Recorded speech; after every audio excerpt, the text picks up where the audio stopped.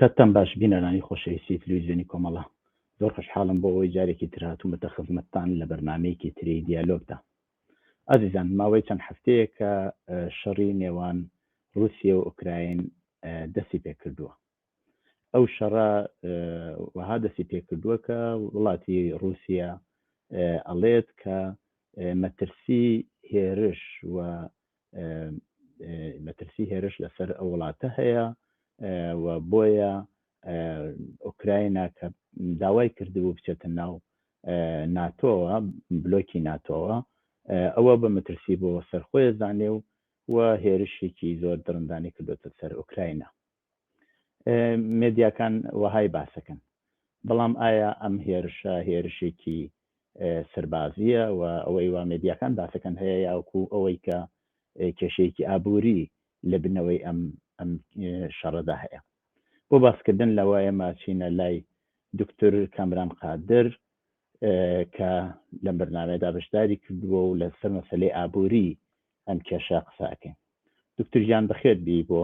بەرنامەی دیالۆگ. دکتۆر کامران قادر کە لە بریتانیا دکتۆرای وەرگرتووە و ئێستایش لە زانکۆی پلۆتەکنیکی سلێمانی مامۆستایە. دکتۆر، ئێوە لە ماڵپەڕەکەی خۆتاندا باسیەوەتان کردووە کە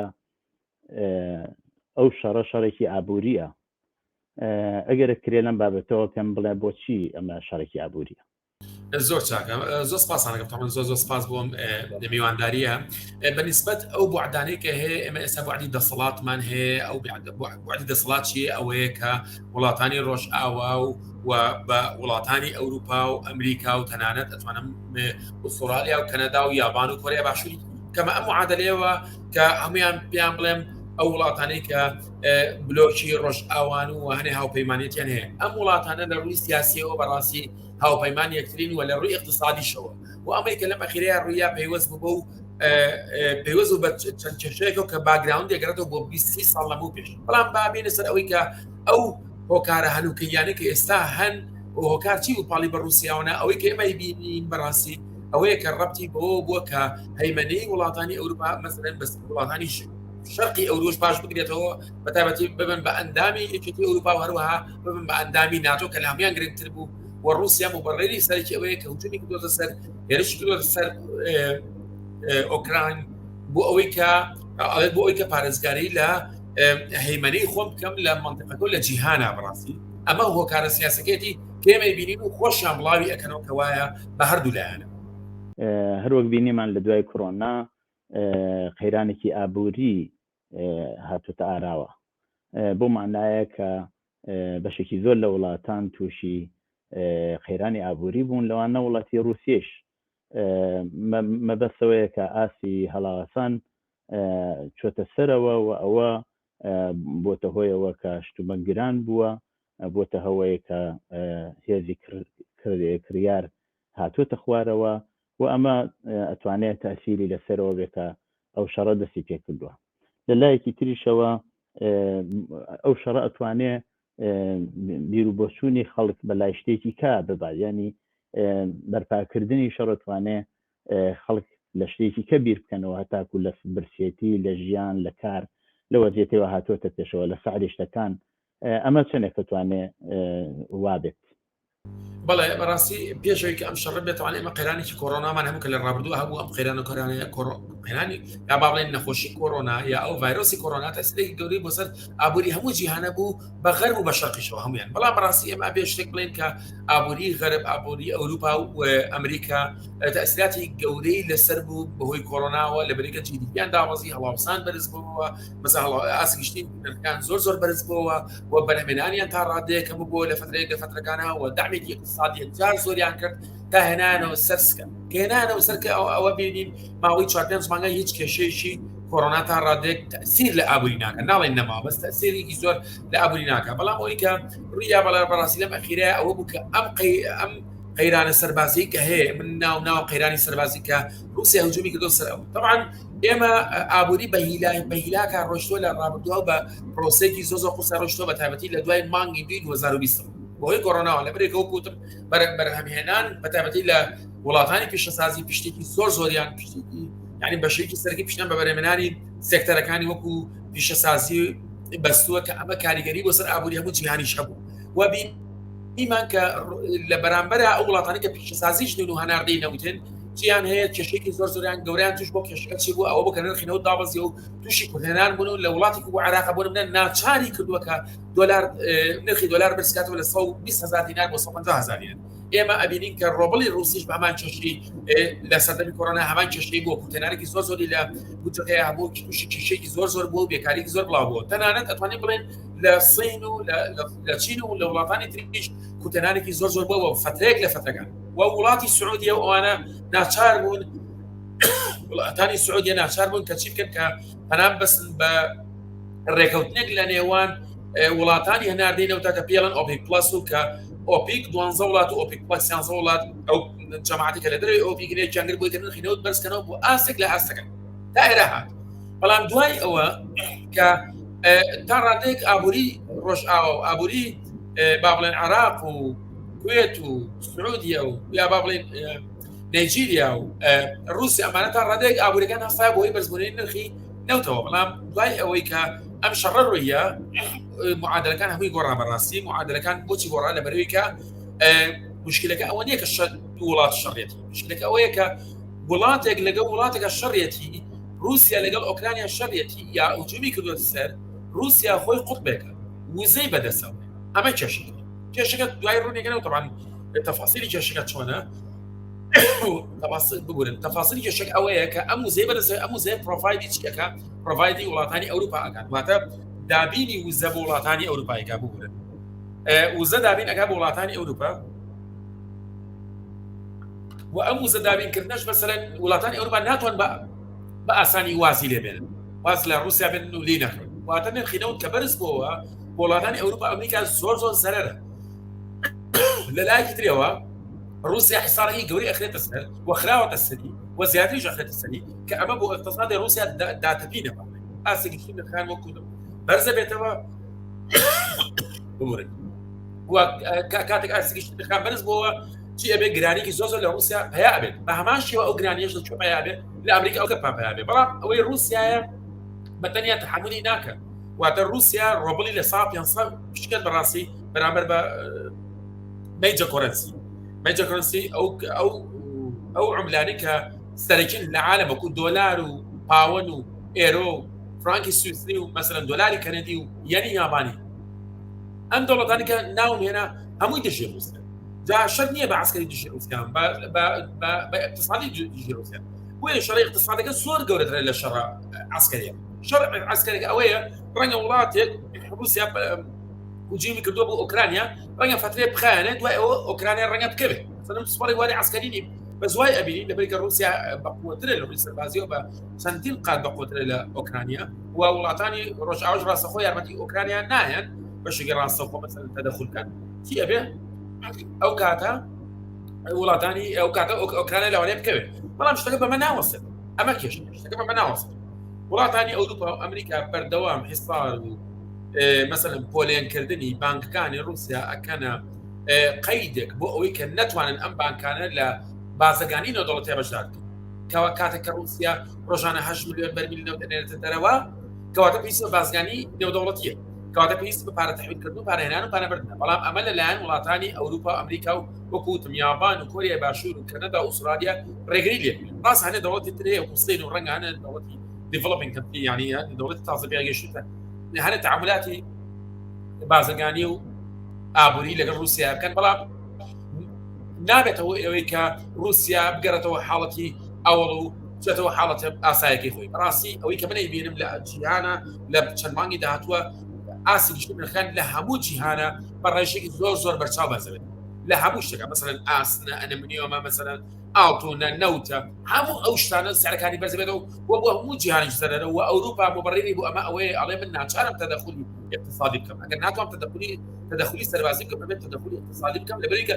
ناچاری بکەم رووسیا کە بەلایانی کەمەوە لەوە زیاتر نێتەکەچوو یان پاشە بکات لە ئۆکرانیا یان بەلایانی کەمەوە لە ئۆکرانیا بیوەستێت یعنی تەشەنە نەکا بە وڵاتانی ئەمە مبڕێری خۆر ئاوان پێش لەوەی ئەو شەڕە دەستێت بکە رووسیا لە ئاستی نێودەوڵەتی توانی بەشێکی زۆر لە ئەخت و پەیمان لە ئاسی نێودەوڵەتی ببەستێ و بەشێک لەوانش لە ئاسی ئەوروپا. بۆ نمونە غازی سروشتی و نەوت یەکێک لە رووسیا یەکێک لە بەرهەمهێنەرانی بەرزی ئەم دوو شتەیە توانیک بە شێوەیەکی زۆر لە ئەوروپا بیفرۆشێ. بۆ نمونە وڵاتی ئەڵمانیا یەکێک لە کڕیارانی گەورەی غازی سروشتی رووسایە، چ لە دەورانی ترامپا و دواتریش لە دەورانی بایدەنا زۆر جار بم وڵاتە وتراوە کە عقدەکەی لەگەڵ رووسیا هەڵوەشێنێتەوە، بەڵام ئەو هەر چونکی پێویستی پێبوو ئەو کاری نەکردووە. بەڵام لەگەڵ دەستپێکردنی یەکەم ڕۆژی شەردا رووسیا لەگەڵ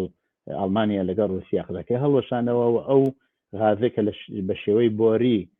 ئەکێشتێ بۆ ئەڵمانیا ئەو پرۆژەی تقریباً قەت کرد. ئەمە چەندێک ئەتوانێت لەسەر مۆزوعات تەسیری ببێت. بەڵێ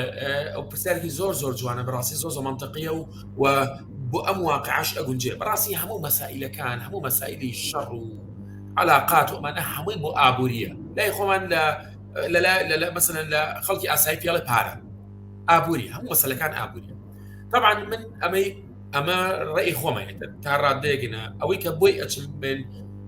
وایان لە رووسیا کرد مثلا خۆی رووسیا من ئێستا بەڕێی من هەڵی کردو چۆتە ناو ئۆکرانیا. حاڵەکە چۆنە؟ حاڵەکە دوایی هەستی پێکا، ئەمە ڕێی خۆمە. چۆنە؟ یعنی تۆ هاتووی ئیستفزاز دەکەن، مثلا رووسیا ئیستفزاز کردووە بەردەوام هیچ وڵاتانی تریان وڵاتانی شەرقی ئەوروپا هەمووی لە ناتۆ وەرگرتووە، هەرچەندە رووسیا چەندین ئەعتراضی کردووە لە ساڵی 2003 ئەوەی کە من ئاگادارم ئەعتراضاتێکی زۆری گرتووە. پێش 2003 نەیەتوانی شتێکی وا بکات لەبەرەوەی کە تازە اتحادی سۆڤێت تازە هەڵوەشا، یعنی حتا 10 ساڵ هەر نەهاتبووە سەرخۆی. دوای ئەوەی کە هاتۆتە سەرخۆی ئەمانە چەندین رووسیاوە بە ئیستفزاز ئەزانێ، مثلا تۆ بچیت وڵاتانی شەرقی ئەوروپا بخیتە ناتۆ و تۆ بچیت ساڕۆخی ئەمریکی لە پۆڵۆنیا و لە چەند دەوڵەتێکی تری سنووری رووسیا مثلا دانی، ئەمە بە هەر بە ترسێکی گەورەشە بۆ رووسیا لە ڕووی سیاسیەوە. بەڵام لەلایەکەوە رووسیا لەم چەند ساڵی ڕابردووە چەندین ڕێکەوت جگە لە غازە چەندین ڕێکەوتنامەی تیجاری نێوان ئەوروپا و جگە لە بەریتانیا، ئەوروپا وڵاتانی ئەوروپا و رووسیا ئەنجام دراوە و بازرگانی ئازادیان کردووە و رووسیا بۆ بە ئەندام لە ڕێکخراوی بازرگانی جیهانی و بازرگانیی زۆر گەورە لە نێوان رووسیا و ئەوروپای هەبووە و هەر نەوت بەس نەوت ساڵانە بای 64 ملیار ئێرۆ و رووسیا هەناردەیەکە بۆ وڵاتانی ئەوروپا و وڵاتانی ئەوروپای گەیشتوتە بە علاقەتی تیجاری هەم نزیکە ئەوروپا نزیکە لە رووسیاوە کە ئەو علاقەتی تیجاری بکەن، هەم زیاتریش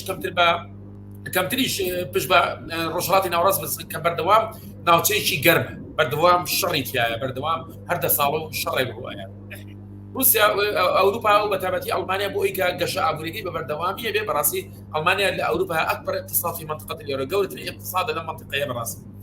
اقتصادێکی زۆر گەورەیە لە ئیتحادی ئەوروپی و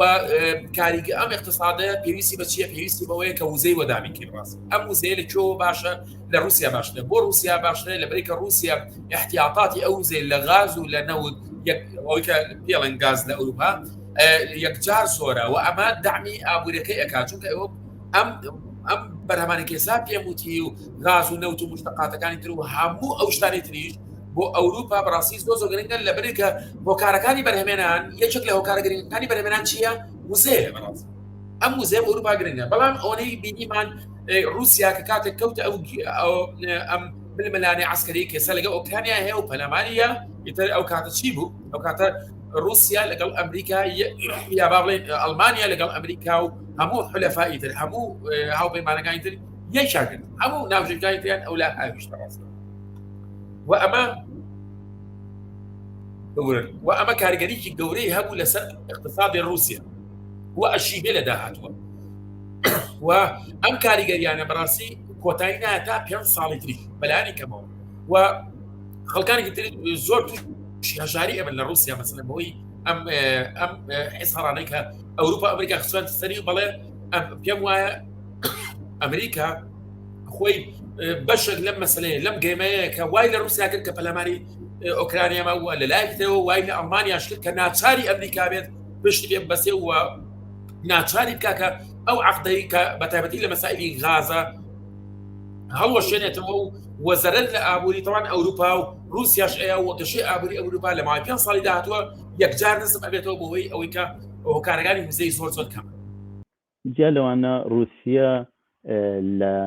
هەر بەوەیشەوە نەبووە لە زۆر وڵاتانی تر بۆن و عەرەبستانی سعودی ئیسرائیل بەشێکی تر لە وڵاتان ئێران توانیوێتین پەیوەندیەکی گەرم و گوڕ ببەستێ بۆ نمونە دووهەم هێزی ناتۆ کە تورکیەیە لەگەڵ ئەو وڵاتە عەقدێکی بەستنی فرۆشتنی موشک یا دەژە موشکی تایبەت کە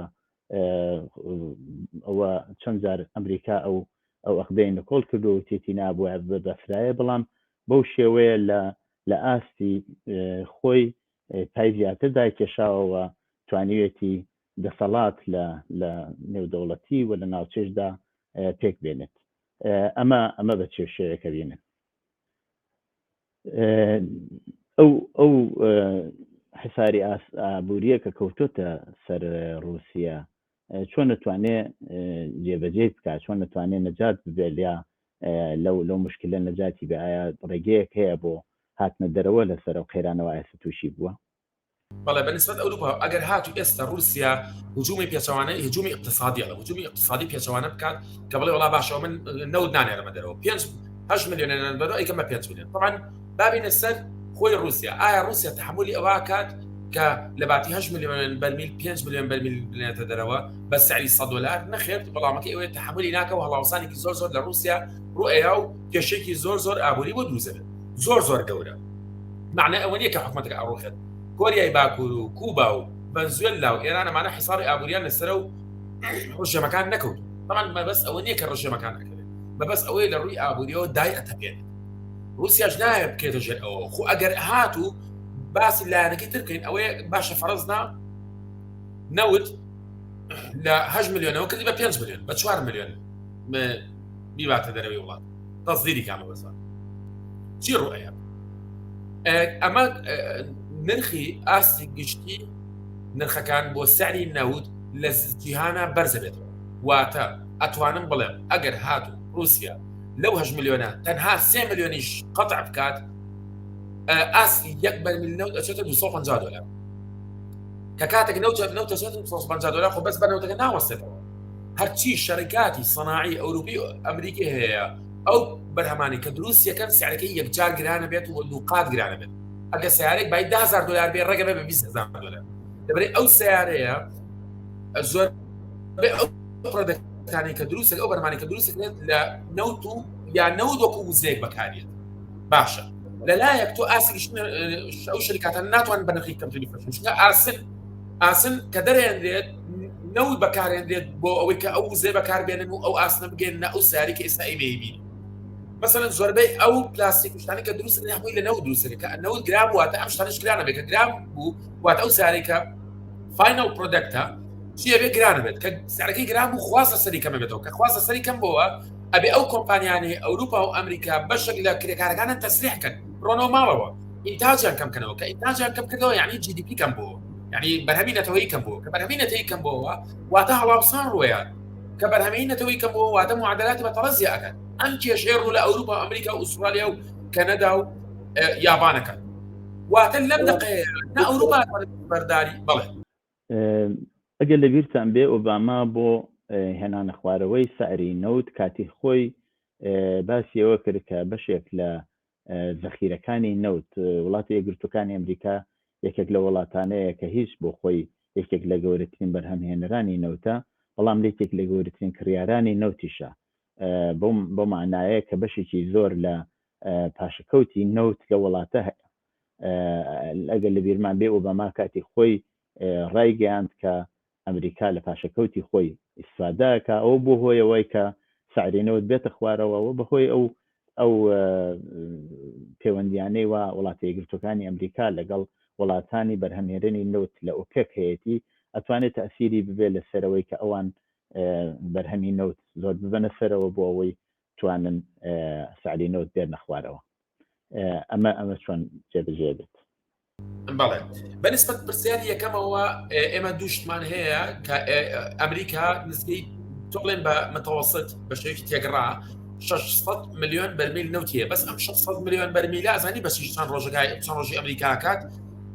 بەشی تقریبا 35 ڕۆژ 40 ڕۆژەکەن ئەمریکا ئەگەر یەک دڵۆپە نەوت لە دەرەوە نێنێت ناوە یەک بەرمیل نەوت لە دەرەوە ئیسران نەکا بۆ ناوە بەشی 40 ڕۆژەکان یعنی ئەم 600 ملیۆنە بەشی زۆر ناکات چکە ئەمریکا ڕۆژێ 20 ملیۆن بەرمیل نەوت بەکارهێنێت ئەمە خاڵێن بەنسبەتەوەی کە ئەمریکا خۆی ئینتاج زیاد بکات بە لە شێڵ لەو نەوتە بەردینەی کە بازەکرێت بەڵێ ئەتوانێت ئینتاجی زیاد بکات بەس شتەکەی لە ئابوووریەکە فترەی سووقی یەکسەر ئێستا ئەمڕۆ شتەکە ڕوویان ناتوانێت بەیان یەکسەر بیکات ئەبێ چیە بێ ئەبێ بێ مەنەزدانێت تقریبا 6 مانگ بەلانی کەمەوە ساڵێکی پێچێت تا دایەنێت ئەمەیەک دووش ئەو بەرهەمە ئەو بەردینە ئەوەی کە ئەو نەوتەی کە لە بەر دروست دەکرێت لە ئەمریکا لەو بەردە ڕەشەکە دروستەکە پێڵەن شێڵ ئەوە هەنێش حەقلی هەیە نسکەی یەک بەرمیل 80 دۆلاریتی ئەچێت هەنێ حەقلی هەیە 25 دۆلاریتی ئەچێت هەنێ حەقلی هەیە 30 دۆلاریتی ئەچێت هەنێ حەقلی هەیە نسکی 100 دۆلاریتی ئەچێت يعني ناتوانێت چێتە پرۆسی بەرهێنانەوە ئیلا لێک حاڵەتانە بێگەن نەوت چێتە 150 دلار 170 دلار ئەو کاتا توانێت پرۆدەکشن زیاد بکە بەرهێنان زیاد بکە بەڵام پرسیاری دووەم کە زۆر گرنگ بوو ویستم جوابی ئەو پرسیارە بەمەوە ئەمەیە کە ئایا ئەتوانێت زەخم بگات سەر جەماعەتی ئۆپیک ئەمەیە قسەکە ئەگەر رووسیا ئێستا بینیم کە رووسیا ئەواڵێت ئەو ئەمریکا داوا لە ئەوروپاکە کە سەرچاوی سویشت لێ نەکرێت ئەچی گاز و نەوتی لێ نەکرێت یا غاز و نەتی لێ نەکرێت بەڵام رووسیا ئەوروپا ئێمە ناتوانین قۆناغیەوە بکەین لەبەرگە هیچ بەدیلێکی ترمان نییە لەکوێ کردن لە شوێنی تر بکرێن یەک بەرمیل نەوت دەچێتە 250 دلار ئەمە بۆ ئەوروپا ئەمریکا زۆر زەرەرە بەڵام من پێم وایە لە قۆناغی دوای ئەمەیە نە قۆناغی ئەم ماوەیە ئەم چەند ڕۆژەی داهاتوو ئەمریکا زەخت دەکاتە سەر سعودیە و کوێت و ئیمارات و لەوانەیە عێراق و لەوانەیە نەیجیریا و چەند دەوڵەتێکی تریش بێت بۆی کە پرۆدەکشنیان زیاد بکەن بەرهەمهێنانیان زیاد بکەن بۆی سعینەوە تا ڕادێک دابەزی یان بەلایانی کە بۆ داوایان لێکان لە میتینی ئۆپیک پلەسا بکشێنەوە لەو ڕێکەوتنامەی ئۆپیک پلەسا کە لە ساڵی 1990 کە لە ساڵی 2020ەوە ئیتیفاقیان کردەوە لە پێناو بەرزبوونەوەی نرخی نەوتان لەوە بکشێتەوە بەلایانی کەمەوە ئەوەش ڕوئەیە بەڵام شتێکی تر زۆر گرنگە ئەوەیە کە مەسەرەن استثمارات مەسەرەن لە داهاتووە مەسەرەن چێکە ئەمریکا بەتەمایە ئەو نیزاعاتانەی لەگەڵ ڤەنزوێلا و لەگەڵ ئێرانە هەیەی تا ڕادەیەک کەمی کاتەوە و ڕێگەیان پێبا بە هەندێرکردنی نەوت لە ڕێگەی ئەو اتفاقانەی کە بڵێن لە نێوان ئەمریکا و ئێرانە ڕوئەیات بۆی کە بەرهەمهێنان زیاد بکات ئێران چکە بەلایەنەکەمەوە 3 ملیۆن بەرمیل نەوت ئەگە ئەمریکا ڕێگەی پێبا و حیسارکردی سەرلابە 3 ملیۆن بەرمیل نەوت دەکات بەرهەمهێنن تەنەوە نرخی نەوت دابەزێنن هەروەها ڤەنزوێلا ئەتوانێت ئەویش 3 ملیۆن بەرمیل نەوت بەرە ئەو 6 ملیۆن بەرمیل نەوتە واتە ئەتوانێت لە داهاتووە ئەگەر بیانن تەمان ئەگەر ئەو اتفاق بکرێت لە داهاتووە ئەتوانن ئەو گەمەیە بکەن مەسەلەن یعنی ئەوەکو لە کوردی ئاڵەمقی رووسیای لێ ئەەکەن لەوەی کە نەوتی رووسیا نەکردن نەوتی ئەم دوو وڵاتە بکڕن تەنانەت ئەگە بە دوژمنی خۆشیان دابنێن ناچار من بیکڕن لەبەری کە زۆرتر لەم دوو وڵاتە ناتەسن زیاتر لە رووسیا ئەتەسن بەڕاستی هەیمەنەی بەسەر ڕۆژهەڵاتی ئەوروپا لە داهاتووە زیابێت لەبەرەوە چیەکەن لە ڕێی اقتصادەوە ئەیانەوێت رووسیا بشکەن یا ناچاری بکەن بەوەی کە ئەو بەرنامەی کە رووسیا هەیەی لە ڕۆژهەڵاتی ئەوروپا یا بەلایەنەکەم لە ئۆکرانیا جێبەجێ بکات پاشەکشێ پێ بکەن و نێڵێن بدەین والاقتصادیش کاریگەری اقتصادیش زۆر بەقووەتە لە کاریگەری جەنگ بەقووەترە لەبەرێ کە اقتصاد وەکو وایە مەسەرەن دەرزیەکە لێن هێواش بوو ئەوەیە جەنگ ئەوەیە کە تۆ شڕێگەکەیت و لەوانەیە کە شەڕەکە بیشی دۆڕێنی مەسەرەن پاشەکشەکەیت و تەواو بەڵام اقتصادەکە ئەوەیە تۆ وردە و داسی پێگەیت تەنانەت ئێستا مرکبەی فەزایی رووسیا لە ئەنجامی ئەم حیسارێکی خەنە سەری و کە بەشیان خسۆتە سەری کاریگەری گەورەی ئەوە لەوانەیە بکەیتە خوارەوە يعني تصور كاريجري اقتصادي سنه خطره من كم وين روسيا جني ازاني يكمل اوكرانيا اولي بي اتشتا ويك كنترولي بكات بانزا بيز روجي بيتشي بي ما بي ايود لما كان روجي تمام دوسي روجا كنترول يكمو هموش تاع من بيش موايا بهمان شويكا عراق شون فلا ماري شوتيا وعراق بيوابوكا رجع وقفناك وبزواي اللي كربا هلاو مثلا هات سرخد بوي بوكرت هات سرخد رجعوا بهمان شو روسيا كنت همان هلاوكا عراق برابر بكويت كده راس اتواني اوكرانيا داجدا بس اقتصاد التدمير كبيس صالتر حصارش الاسلام بيس صالت نايتو تاي مثلا ديونا تشي وديونا وسرن يونيون قد غكراوا وسرن يونيون انسحابي كدوا ويكا تحويلات خارجيه كان للرجال وسرن يونيون او قولتين خطريات هو سابو روسيا من نعلم حكمك يروح روسيا من علم ابو كده اتبع يعني او صنعاتي كده استخدام الاتحاد السوفيتي ابي جنابين امريكا راسل اسا نابینین 6 ساڵترێ بینین بەڵام ئەمریکا پێچێک گەمەیەکی وا بکات کە اتفاقیە لەگەڵ زەختات سەر سعودیا لە باتی 10 ملیۆن بەرمیل بە سعودیا پێ بە 13 ملیۆن بەرمیل بەرهەمێنە ئەتوانێت بەرهەمی بێنێ و هەشێت و هەمان کرێت و ئیمارات و دەوڵەتانی تریش هەرچەندە ئێمە تا ئێستا شتێکی وامان نەبینەوە سعودی بەرهەمی خۆی زیاد بکات و اتفاقی بکشێتەوە هەروەها حیصاری نێوان ئەمریکا ئەو حیصاری کە لەسەر ئێرانە ئەو حیصاری لەسەر ڤەنزوێلایە ئەوانیش لا بەرێ و تا ڕادەیەک ئەمەی کە وتم تا ڕادەیەک کێشەی نەوت چارەسەرەکان کە نەوت هەر بە بەرزیە بێنێتەوە بەڵام تا ڕادەیەک کێشەکە چارەسەر بێ و بەلانی کەمەوە ناچێتە $250 بەلانی کەمەوە لە $130 و $150 ئەوانەیە ئەمێنێتەوە مۆزوعێکی ترکە هەر بەم مەسەلەی ئابووریەوە پەیوەندی هەیە مەسەلەی فرۆشتنی چەکە ئەم شەڕە ئەتوانێت بێتە هۆی ئەوەی کە وڵاتە یەکگرتوەکانی ئەمریکا کە یەکێک لە ئەو وڵاتانەیە کە زیاترین چەک لە ئاستی نێودەوڵەتی فرۆشتووە حتا لە کاتی کۆڕۆناشدا ئەگەر ئێمە چای لێ بکەین شەڕێکی واژ نەبوو بەڵام زیاترین چەک لەلایەن وڵاتە یەکگرتوەکانی ئەمریکاوە فرۆشتراوە ئێستا کە ئەم شەڕە دەستی پێکردووە بەشێک لە وڵاتانە هەست بەوەکەن کە نتوانن پارێزگاری لە خۆیان بکەن بۆیە هەوڵەدەن کە چەک و سلاحی پێشکەوتوو بکڕن و ئەمە توانێت ببێت بە بازارێکی گەرم بۆ لە وڵاتانەی وە چەک بەرهەمێنن رووسیەش بۆ خۆیەکی لە وڵاتانەیە بەڵام بەپێی ئەو هێسارانەوە کەوتەتە سەر رووسیا تەبعاً ئەم جارە وڵاتانی ڕۆژاوا ئەبن بە فرۆشیاری زیاتری چەک و بەو جۆرەی کە هەیە لە وڵاتانی ناتۆ بەشێکی بڕیارێکەیە شەوەیە کە لە کۆی گشتی ئابووری ئەو وڵاتە 2% ئەبێ دابنرێت بۆ حفاظەت و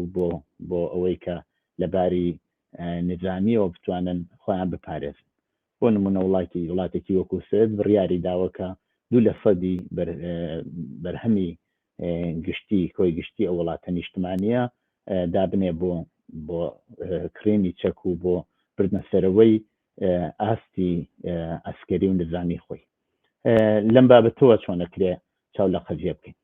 بەڵێ تەمان مەسلەی بەرمێنانی چەک لە جیهانە و لە وڵاتانی پێشکەوت بڵێن ئەوەی کە پێڵێن وڵاتانی پێشکەوت و هەروەها رووسیا و وڵاتانی تریش یەکێکە لەو بەرهەمانەی کە بەڕێوە کاریگەری گەورەی ئەبێ بۆ سەر ئابووری مثلا یعنی چۆن کاریگەری ئەبێ بۆ سەر ئابووری مثلا داهاتێک بۆ ئەو دەوڵەتە پیا ئەکات لەبەرێک کە ئەو چەکێک کە تۆ بەرهەمێنی ئەو چەکێک کە تۆ بەرهەمێنی قازانجێکی زۆر زۆرتیایە تەمان بۆچی قازانجێکی زۆر زۆرتیایە لەبەرێک کە چەکی شوکو دەرمان وایە دەرمان چۆن قازانجێکی زۆر زۆری هەیە و کابراین کەسی نەخۆش ناچارەگە بڵێ بە $10 بیکڕن بەس گە بڵێ $15 $20 چۆن بیکڕێت جنا هیچ چارەسەری نییە و ناتوانێت ئەو دەرمانە نەکڕێت یعنی پێڵێن ئەوە پێڵێن ئینلاستیک بە ئینگلیزی وای پێڵێن واتە غیر مەڕەن یعنی مرۆنەتی نییە یعنی تۆ چۆن سەرەکە بەرزکەیتەوە ئەوە چەکیش بەهەمان شێوەیە وڵاتان ناچارن بیکڕن وڵاتانی تەمەن مەبەست وڵاتانی زۆر زۆر زنهێز نین ئەمریکا نییە ئەوروپا مثلا بریتانیا نییە رووسیا نیە مسلمانە نییە مەبەست ئەو دەوڵەتانن کە دەوڵەتی بچووک و بۆ پارێزگاری لە خۆیان بەشێکی پارەکان ئەیەن بەچەند بەحساب پارێزگاری لە خۆیان بکەن وەڵام ناتوانن بۆ چەکە پارێزگاری لە خۆیان بکەن بەتابەتی بەرامبەر بە وڵاتانی زنهێزی وەکو ئەمریکا و رووسیا وڵاتی وەکو مثلا سوید ئەگەر لە سادوی بەرهەمینەتەوەی ئەوەی کە بەرهەمی ناوخۆی بەکاربێنێ بۆ چەک کەواتە چییە؟ کەواتە لە سادوو پارێکی یەکجار زۆرە بۆ اقتصادی سوید کەواتە ئەم چەکە لە کێ کرێت؟ قابلە چەک لە چی کرێت؟ چەک لە پۆڵۆنیا بکرێت چەک لە وڵاتانی پێشکەوتوو بکرێت کە تەکنۆلۆژیای یەکجار گەورەیان هەیە کێ یا ئەمریکا یا بریتانیا کە ئەمە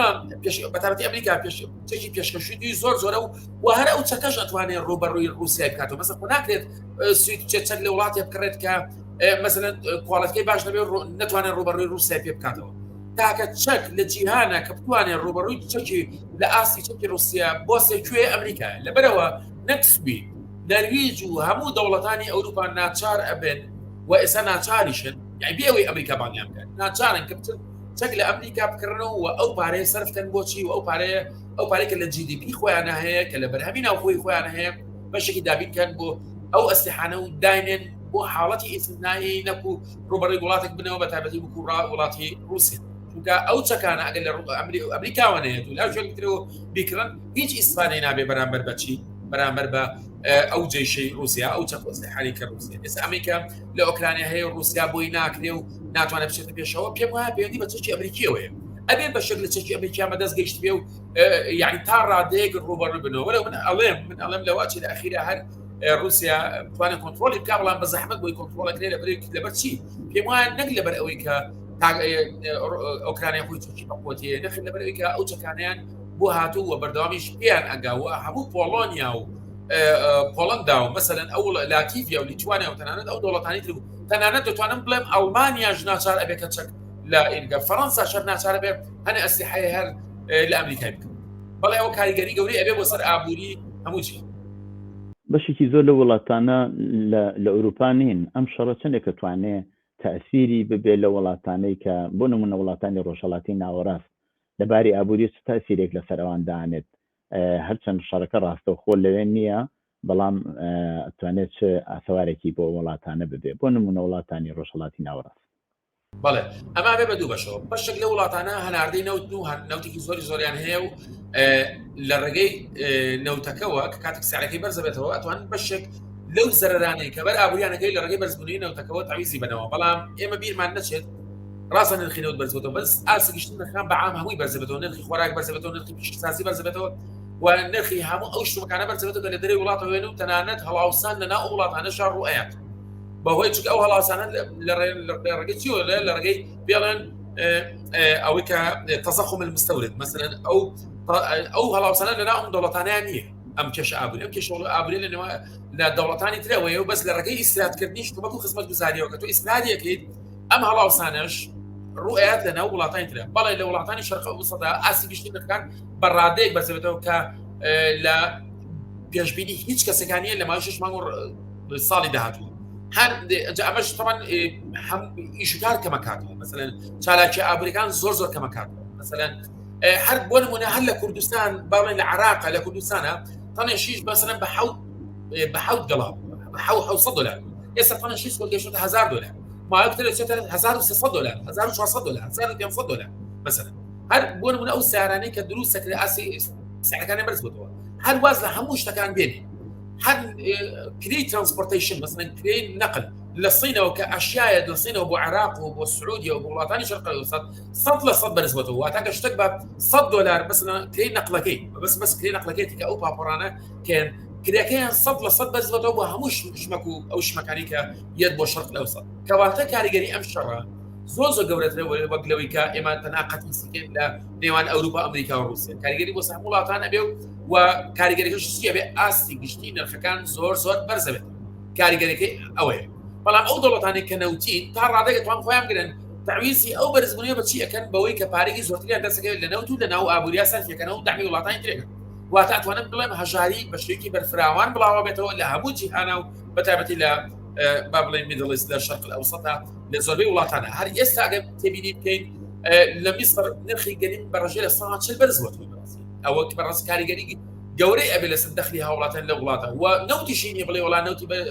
نەوتە نێرەتە دەرەوە بەشکل و تعویزی ئەیاتەوە بە خەڵکو بووی هەژاری بڵاو نەبێت نەخێر کاریگەریکی زۆر بێ ئەم کاریگەریە ئەوەش نییە بڵێ 3 مانگی پێچێ و دوایی وەزاکەم چاک بێتەوە نزگەی بەلایانێکەوە 5 ساڵی پێچێت بەلایانێکەوە ئەگەر ئێستا رووسیا ئۆکرانیاش تا کۆنتڕۆڵ بکە و هەموو شتێک باش بێت مادام کاریگەریە ئابووری حیسار ئابووری حیسار اقتصادیەکانی نێوان سەر رووسیا لەلایەن ئەوروپا و ئەمریکا و وەکوتم وڵاتانی ترەوە بەردەوامە و وەزیایی ئەەکەن ڕۆژ بە ڕۆژە هەموو ڕۆژێ بینین کە جوان لێبێ لە میدیاکانە مەسەلەن گەماروی زیاتری ئەخەنە سەر فلانشمان خستە سەر فلانش دوای لیا فلانش دوای لیا ئەمە بەڕاستی کاریگەریی گەورەیە بێ بۆ ئاسی گشتی نرخەکان لە هەموو جیهانە بەتایبەتی لە وڵاتە هەژارەکانە زۆر وڵات هەیە مەسەلەن لە ئەفریقا مەسەلەن تووشی بسێتیکە جار زۆر ئەبێ و هەروەها لە وڵاتانی خۆشمانە بەڵام ئەوەی کە لە عێراق ئەگوزارێ ئەمەیان کەسێکی ترێ ڕەنگەم عێراق ڕاستە ئاسی نرخەکان بەرز بێتەوە بەڵام لە مادام عێراق و کوردستان بنەوتێکی زۆرە دەرەوە تا ڕادێکتوان تعویزی ئەو گرانبوونی شمەک و خزمەت گوزاریە بکەنەوە کە لەسەر هاوڵاتیان گرن دوو پرسیارم هەیە ئەگەرەکرێ بەشکەم بە هەردووکی جواب بدەیتەوە یەکێوەیە کە بەشێکی زۆر لە وڵاتانی ئێستەی ڕۆژاوە بۆ هێنانە خوارەوەی هەڵاواسانی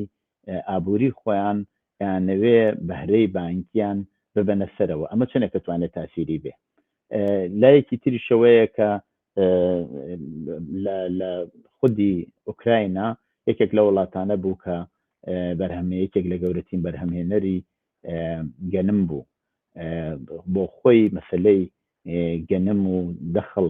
چەندێک کە توانێت تەأسیری ببێ بۆی کە ئەو شەڕەلەیە بووە ئاخرین بڕیاری وڵاتانی ئەوروپایی کە کۆبوونەوەیەکی سەرانی وڵاتانی ئەوروپایی چوەتە پێشەوە باسیەوە کراوە کە هەوڵ بدەن بۆ خۆیان بەشی گەنم و ئەوانە جێبەجێ بکەن کە مەجبور نەبن تووشی خەیران لەو بابەتەوە هەروەکە زانین لە وڵاتانی ڕۆژهەڵاتی ناوەڕاست لە چەند ساڵی ڕابردووە و 6 ساڵی بووە چەندێک کە توانێمە تەأسیر لەسەر وڵاتانە دابنێت کە نەتوانن بەرهەمهێنەری گەنم و دەخڵوشتی وابن ئەمە چۆن هەڵە سنگێن بەڵێ ئەو دیارە بانکەکان بانکە مرکزیەکان محاولاکان نرخی سوی بانکی ئەو کە پێڵێن ئینترێست بەرزیکەنەوە بۆ ئەوەی کە ڕێ لەو هەڵاوسانە گەورەی بگرن کە ڕوو ئەیا و کە ڕووی یاوە ئەمان هەڵاوسان لە سەردەمی کۆڕۆناوە دەست پێ کردووە وەسا 7.9 لە ئەمریکا کامە نزیکەی 8 کامە ڕێژێکی زۆر گەورەیە بەنسبەت ئەوەوە و ئەم بانکە بازرگانی بانکە مرکزیەکان بەتەمان چی بکەن نرخی سوی بانکی بەرکەنەوە بۆ من ئەمریکا نیست بەتەما ئێستا ئەمڕۆ 12 مانگە 15 مانگ فێدراڵ ڕزەرڤی ئەمریکا بەتەمدانیشتێت میتینەکان پلانیان ئەبێ کە ئایا نرخی سوی بانکی بەرزکەنەوە لە پێناو ئەوەی کە ڕێ لە هەڵاوسان بگرن تا ڕادێک تاوان ناتوان ڕێ لێ بکرێن بەو ڕادە گەورەیە بەس تا ڕادێک بەری پێ بگرنەوە بەو ڕادێ بەرز دەبێتەوە کە تەسەوور ئەکرێت بەڵام ئەگەر ئەمە بکەن باشە ئەوە تا ڕادێک هەڵاوسانەکە تا ڕادێک ئەوەستێت بەڵام زەرەری تری ئابووری بۆ وڵاتانە خۆی هەیە بۆ نمونەگەر سوی بانکی بەرز کاتەوە چی ئەبێت داوجۆنسی مؤشری داوجۆنسی سەناعی کە لە ئەمریکایە بە ڕێژەیەکی زۆر دائەبەزێت لەبەرەوەی کە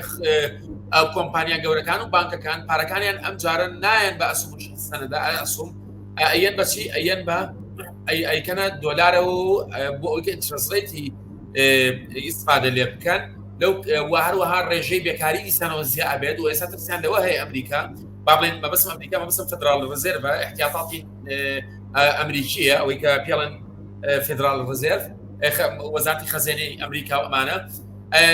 ترسیان لەوەی ئەگەر هاتوو نرخی سوی بانکی بەرزکەنەوە زیانێکی ئەبێت ڕاستە تا ڕادێک ئینفلیشن هەڵاوسان کەمەکەنەوە بەڵام کێشەی تر بێت کێشەی بێکاری زیاد ئەبێت هەروەها کێشەی استثمارات زیاد ئەبێت هەروەها کێشەی ئەسوم و سەنەدا ئەسومەکان کە لە داو جۆنس و نازداکوانە دا ئەبەزێت هەروەها شەریکات ڕبحیان کەمە بێتەوە ئەمە احتیادی ئەگەر لە حاڵەتەکە شەڕ نەبێ و هیچ شتێک نەبێت جیهان ئاسایی بێ مؤشری ڤیکس کە مؤشرێکە بۆ سکیوریتی بۆ ئەمنە لە جیهانایە ئێستا گەیشتە لە 35 پلس زۆرە یعنی لە 23 پلە بوو پێشتر باش بەس کە بۆەوەی ئەمە بوو لەبەرەوە زیادکردنی ئینترست ڕێیت یا نرخی سوی بانکی زەرەری تری ئەبێت لەبەرەوە ئەیانە بە کەمترین زەرەر بێنە دەرەوە لە مەسەلە جا ئێستا من پێشتر ئەموت پێشەوەی کە ئەم شەڕ ڕووبات بەڕاستی خۆ پێشبینی ئەم شەڕ ناکرد هەتا ڕووینەیە ئەمەی کە باسێکەکە ئەمە بەس دیوێت دەگەڵ رووسیا هجوم ناکرد تەسەڵ ناکرد هجوم بکات ئەو کاتە ئەمە ئینترست ڕێیت لە ساسە لە 15 بەرزەبێتەوە بەرزێکەنەوە و هەڵاوسان تا ڕادێک ئەمەبێتەوە بەڵام ئێستا من ناتوانم وام لەبەرێت کە ئەگەر ئەوە بکەن ئەو ئینترست ڕێیت بەرزکەنەوە بە ڕێژەی 50 پوینت ئەخ بەتەمام 5 پوینت بەرزکەنەوە یان 50 پوینت بەرزکەنەوە بەڵام ئێستا ئەم کێشەیە من ناتوانم لە ساسە بڵاوم لەبەرێت کە ئەوان ئەزانن کە نرخی سوی بانکی بەرزکەنەوەی کێشەی گەورە پێیا ئەبێت بۆچی بۆ مەسەلەی ئیستثمارات ئێستا ئەوان مشکلی گەوریان هەیە ئیستثمارات لە ئەمریکا تا ڕادەیە کەم بۆتەوە بۆی ئەم شەڕەوە چکان لە سەقامگیری هەیە تۆ ناتوانانی ئیستثمارات بکەیت تۆ معاملەیەکی سیارە سامی معاملەیەکی سیارە کڕی سبەی کێڵە هەر سیارە پارە ئەکەن ئەگەر نەوەی بچێت 100 دلار بەرهەمێنانی سیارە زۆر گرانە بێ بەڕاستی کە بەرهەمێنانی گران بوو خوازە سەری کەمە بێتەوە کە خوازە سەری یعنی قازانج کەم بوو کەواتە مستثمرین ئەوانەی ئیستثمارات دەکەن لە بۆرسەیان ناتوانن ئێستا وا بکەن ئێستا ئەوانیشین ئێستا ئێستا گومانم هەیە لەوانەیە وتم لەوانەیە من ئێستا بە ڕێی خۆمە وتم لەوانەیە ئێستا بانکی مرکزی ئەمریکا بیر لەوە بکات بڵێ کاکە ئینترست ڕێیت با ئینفلیشنەکە وا بڕوات وەک لەوەی کە تووشی بێکارێکی زۆر بێت ئەمە بەنسبەت ئەوەی کە ئیتحادی ئەوروپی هەوڵ با کە خۆشیێنی بکات وەکو ماکرۆن سەرۆکی فەڕەنسا باسێکی وتی ئێمە پلانمان هەیە کە خۆشیێنی لە بەرگبوومی خۆراکی زیاتر پشت بە خۆمان بەسین یا کەمتر پشت بە دەرەوە بەسین بەرنامەیەکی اقتصادی دائنێت کە لە ڕێگەی داعمکردنی بانکەکان و کەرتی زەراعە و تەکنۆلۆژیاوە کە وای لێ بکەن بەرهەمداری لە کەرتی زەراعە زیاد بکەن چونکە ئەمە بۆ ئەم قسەی کرد ئەمە دلیلە لەسەرەوەی کە ئەم شەڕ و ئەم حیسارە زۆرە خانێ ئەگە خۆ دوو مانگی بخانە ئەم بەرنامەیان دانائەنەیان دوای دوو مانگی هەموو شتی ئاساییە بێتەوە و گەرم لە رووسیایانیم لە ئوکرانیانی هیچ مشکلەمانیە بەس دیارە زۆر ئەخانێن لەبەرەوە بێ لێسا و بەرنامەیەک دانن چکە بەلایەنی کەمە 5 لەوانەیە 5 بۆ 10 ساڵ بخانن کە تۆ 5 بۆ 10 ساڵ نابێ ئاوادانیشە بێ بەرهەمداری وسیا بێ بەنسبەت وشکە ساڵی و مثلا ئەم وڵاتانی شەرق ئەوسەط و ئەمانە کاتێک نرخی شتومەک بەرزەبێتەوە بۆ منتجین باشترە یعنی بۆ بەرهەمیهێن باشترە لای ئێمە لە کوردستان و لە عێراقیش بۆچی کەتی زراعمان زەعیفە لەبەرێکە تۆ کاتێک ئەو شتە بەرهەمێنی پارەیەکی وا ناکە لە بەراورد بە ئاسی دەخلی خەڵک پارەیەکی وا ناکە مەسەڵەن کیلۆیە گەنم لەوانەیە 500 دیناری بدەن 500 ناکە بەڵام ئێستاکە نرخی گەنم بەرز بۆتەوە ئێستا بەڵێ 700 زیاتری جەکەن هەزاری جەکەن وای لێ کیلۆی گەنمە بە 1000 دیناری بڵین خۆمان کە نزیکی چەند دۆلارەکە نزیکی 75 سنت ئەکە مەسەڵەن ئەگەر بە 1500 دینار واتە $1 زۆرە اتحادی ئەوروپیش کاتێک بەرهەمی گەرمی نەکردووە مەسەلەکەەوە نییە کە تەخەسوسی لەوانەیە لەبەرێکە cost of production يعني تێچووی بەرهەمێنانی زۆر بوو مقارنەتەن بەکوێ بە ئۆکرانیا وڵاتێکی فەقیر بوو کیلۆی گەرم ڕەنگە دەسەم نەکەوت مەسەڵەن بەدەی کیلۆ گەرم ئەنجا دۆلارێکی بدە ئێوە بۆ اتحادی ئەوروپی بۆ کوردستان خۆپەمانە باشە بەس ئەو شتە نەما ئەوە نەیتوانی بەرهەم بێنێت ئۆکرانیا ئەوە بەرهەمێنانی وەستا و کێش با بڵێن رووسیاش ئەو بەرهەمێنان بشتوانە بەرهەمی بێنێت ناتوان تەسیرکە ئێستا دوێنێ قرار درا رووسیا قرار یەکە لەمە دووەشەکە نەنێنێتە دەرەوە تەنها بۆ خۆی بەکاربێنێت لەبرێکە بۆی ئاسی شتەکانی شکل با بڵێن زۆر گران نەبێت مەسەلەن کەواتە ئەمە کە نەیناردە دەرەوە تەوان نرخی ئەو شتەکانە گرانە و ئەنجا ئیتر بەڕاستی وەکو وتم ئاسی گشتی نرخەکان زۆر بەرزەبێتەوە و بەنسبەت ئەم مەسەلەن ئەوەی کە پێڵێن بێبارانیە ئەگەر موشکە ساڵی ئەگەر لەم شەرق ئەوسەط لە هەنێ دەوڵەتە بێرچەنە ئەم ساڵ ئەو حاڵەتە نەبوو هەنە جار هەیە لە چەند ساڵێک ئەو حاڵەتە ڕۆیان بەڵێ ئەوە کاریگەری گەورەی ئەبێت لەسەر چی لەسەر بەرهەمێنانی ئەو منتوجاتە زراعیانەی کە هەیە و کاریگەری لەسەر سعرەکەی بێت بەس فقط ئەو شەڕی رووسیا نە چونکە ئەگەر هات و موشکە ساڵی لەم دەوڵەتانەیە هەبێت شوێنی تر هەیە بۆ ئەوەی کە بەرهەمێنانی تیا بکەین بەڵام ئەو شوێنانەی کە بەرهەمێنانی تیا ئەکرێ ئێستا شەڕی تیە رووسیا شەڕی تیە حسابە شەڕی تیە ڕاستە بەفعلی چالاکی سەربازی لەناو رووسیا نییە بەڵام چالاکی شەڕی ئابووریتیە شەڕە ئابووریەکە ئەمە کێشەکە دروستەکە و تەسیری بەسەر هەموو جیهانە بێ و تەنانەت بۆ ئەوروپا ئەمریکاشی زۆر سپاس دکتور گیان بۆ بەشداریتان لەو بەرنامەیەدا ئەگەر قسەیەک هەیە کە باس نەکرا بێ هەین لە خزمەتە وەڵایی من یەکشت ئەڵێم من ئەمەوێت بە خەڵک بڵێم کە کات یعنی تۆ بێ خۆتی بۆ ئامادەکەی بەڕاستی پێمان خۆش بێ پێمان ناخۆش بێ ئاسی گشتی نرخان بەرزەبێتەوە و ئەوەی مەسەلەن ئێستا من ئەیڵێم کە کاتێک نرخی ئاڵتون زۆر بەرزەبێتەوە مەسەلەن یەکێک پارەی هەبێت مەسەلەن ئەو پارەیە ئەو دۆلارە قیمەتێکی وای نامێنە بەرامبەر بە شتمەکان ئەمەیە مەسەلەن قسەکەی کە من ئەڵێم پێویستە لەسەر خەڵکە ئاگای لە خۆی بێ ئەو بڕەپارەی کە هەیەی وانەزانێت کە دۆلار بەو شێوەیە ئەمێنێتەوە کە ئێستا هەیە و ئەتوانێت دۆلارێک مەسەلەن بە 1600 دۆلار بتوانێت ئۆنزێک بکرێت ئەو کاتە بە 2500 ناتوانێت ئۆنزێک بکرێت لەبەرەوە هەموو کەسێک تاکەکانی کۆمەلگا خۆیان ئامادەکەن بۆم شەڕە ئابووری کە هەیە من باسی شەڕە ئابووریەکەی کە بەڕاستی کە هەیە و بۆ چەند ساڵێکی ژەخانێک بەلایەنێکم 5 ساڵەکان زۆر سپاس بۆ دکتور کامران خادر بۆ بەشداری لەو بەرنامەیەدا زۆر سپاسانەکەم زۆر سپاس بۆ ئێوەش مەمنون سپاس بۆ ئەو دەرفەتێک کە مەجالتانیان قسە بکەن سپاس بینەرانی خۆشەویستی تلڤیزیۆنی کۆمەڵە بەم جۆرە هاتینە کۆتایی بەرنامەی دیالۆگ هەتا دیالۆگێکی تر ڕۆژ و شەوێکی خۆشتان بۆ باوەت خوازم